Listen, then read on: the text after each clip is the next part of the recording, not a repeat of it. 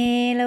สบายดีทุกคนช่วงนี้แม่แก้วก็ห่างหายไป2-3มื้อบ่ได้เอาเมนูมาตอนมาฝากมื้อทุกคู่ทุกคนหลายมื้อเติบเป็นจังใดทุกคนมีไผคิดฮอดแม่แก้วอยู่บ่เนาะหรือว่าพากันลืมแม่แก้วไปหมดแล้วก็บ่จักเนาะเพราะว่าช่วงนี้แม่แก้วก็ค่าเวียกหลายอันหลายแนวเด้ก็เลยบ่ได้มาหุงหาอาหารให้ทุกคนได้เบิ่งได้ชมอยู่หลายมื้อเติบเป็นจังใดก็อย่าฟ้าวพากันลืมแม่แก้วกันเด้อทุกคนส่วนมื้อนี้แม่แก้วก็ได้กลับมาพร้อมเมนูที่หลายๆคนได้ขอแม่แก้วเข้ามานั่นก็คือโอทบอนนั่นเองเนาะเพราะว่าแม่แก้วมาสังเกตเนาะตั้งแต่แม่แก้วเริ่มเฮ็ดคลิปอาหารมาก็จะปรากฏเห็นมีคอมเมนต์อยากให้แม่แก้วเฮ็ดโอทบอนให้เบิ่งแดแล้วก็จะมีคอมเมนต์แบบนี้แหละเนาะมาโดยตลอดแต่แม่แก้วก็ยังบ่ทันมีโอกาสเฮ็ดเมนูนี้ให้ตามคำขอของแต่ละคนที่ขอแม่แก้วเข้ามาเลยเนาะเพราะว่าโอทบอนเนาะก็ถือว่าเป็นอีกเมนูหนึ่งที่ว่าเฮ็ดยากและก็มีหลายขั้นตอนสั่วสิได้กินก็ใช้เวลาเป็นอาทิตย์2อาทิตย์เลยแหละเพราะฉะนั้นก็ต้องได้มีเวลาว่างแท้ๆเนาะก็จึงเฮ็ดได้เอาเป็นว่าสำหรับเมนูนี้แม่แก้วขอติดหนี้ไว้ก่อนเนาะถ้าช่วงใดแม่แก้วมีเวลาแล้วแม่แก้วจึงมาจัดให้ตามคำขอเพราะฉะนั้นถ้าผู้ใดอยากกินเนาะแม่แก้วขอแนะนำเนาะถ้าว่าอยู่ในท้องถิ่นนั้นมีคนเฮ็ดขายแม่นให้ซื้อกินเอาดีกว่าเนาะเพราะว่าขั้นตอนในการเฮ็ดมันยุ่งยากหลายบ่จักไปเก็บไปตัดเอาบอนส่วนบอนที่นำมาเฮ็ดเนาะก็จะเป็นบอนคันเพราะฉะนั้นเวลาไปเก็บไปเอาบอนเนาะก็ต้องได้ระวังเพราะบ่ดังนั้นก็จะคันจะคายตามต้นตูหั่นแหละหลังจากเอามาแล้วเนาะก็ต้องได้เอามาล้างมาซ้อยหลังจากที่ซ้อยเป็นเส้นบางๆแล้วก็นำไปตากแดดไว้อีกหลังจากที่ตากจนบอนเริ่มแห้งเนาะก็นำมาล้างน้ำอีกหลายๆน้ำจากล้างแล้วก็นำมาแช่น้ำข้าวมวกไว้อีกยังบ่แล้วเนาะยังได้นำไปมักไปโอ้ไว้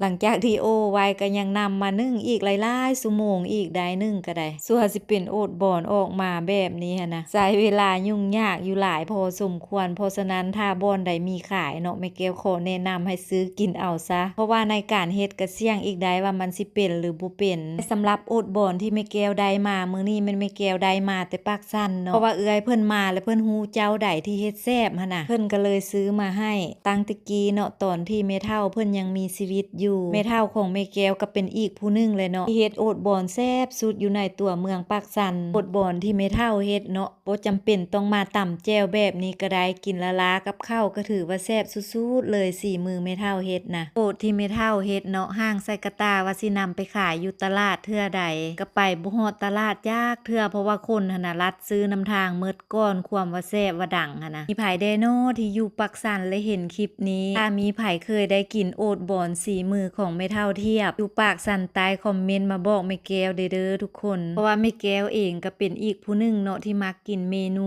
นี้และไปซื้อน้ำเจ้าใดมากินเนาะก็บ่แซ่บคือแม่เฒ่าของแม่แก้วเฮ็ดยากคนเลยสำหรับโอทบอนที่แม่แก้วได้มามื้อนี้เนาะแม่แก้วก็ได้นำมาตำแจ่วสำหรับในการเฮ็ดแจ่วโอทเนาะก็จะใส่เครื่องหอมคล้ายๆกันกับเฮาตำแจ่วอันอื่นหั่นแหละจะมีมะเขือหัวผักบัวหัวผักเทียมนำทุกอย่างไปจี้ไฟให้สุกเนาะแล้วก็นำมาตำพอตำเครื่องหอมทุกอย่างเริ่มแรกก็นำโอทบอนใส่ลงไปสำหรับโอทบอนที่จะใส่ลงไปเนาะก็ซอยให้มันเป็นเส้นบางๆก่อนก็ตามด้วยการใส่เครื่องปรุงรสด้วยเกลือกับเป็งนัวลงไปมันเกลือเนาะให้ใส่น้อยๆลงไปก่อนเด้อทุกคนเพราะว่าอยู่ในโอทบอนเนาะเพิ่นจะมักเกลือแล้วมันจะมีรสชาติออกเค็มแด่หั่นนะเพราะฉะนั้นก็ต้องได้ระวังมือไว้ก่อนในเวลาเฮ็ดแจ่วโอทเนาะอีกสิ่งหนึ่งที่ขาดบ่ได้นั่นก็คือใบขิงนั่นเองเพราะว่าใบขิงกับแจ่วโอทเนาะถือว่าเป็นอีหยังที่เข้ากันสุดๆเลยแหละแจ่วโอทถ้าจะกินให้แซ่บเนาะหลังจากที่ตำแล้วก็นำข้าวเหนียวมาบ่ายเป็นปันแบบนี้ถือว่าแซ่บว่าฟินสุดๆเลยแหละเป็นจังได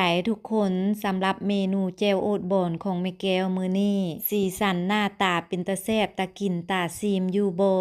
มาเด้อทุกคนมากินข้าวเหนียวบ่ายแจ่วโอทบอนแซ่บๆนำแม่แก้วนำกันสิมีไผสนใจมากินเมนูบ้านๆแบบนี้นำแม่แก้วอยู่บ่เนาะถ้ามีไผสนใจมาเด้อครัวแม่แก้วยินดีต้อนรับเสมอสำหรับคลิปวิดีโอนี้ขอจบเพียงเท่านี้แล้วพบกันในคลิปใหม่ก่อนไปขออวยพรให้ทุกคนจงใช้ชีวิตในแต่ละวันอย่างมีความสุขไปก่อนเด้อทุกคนบ๊ายบาย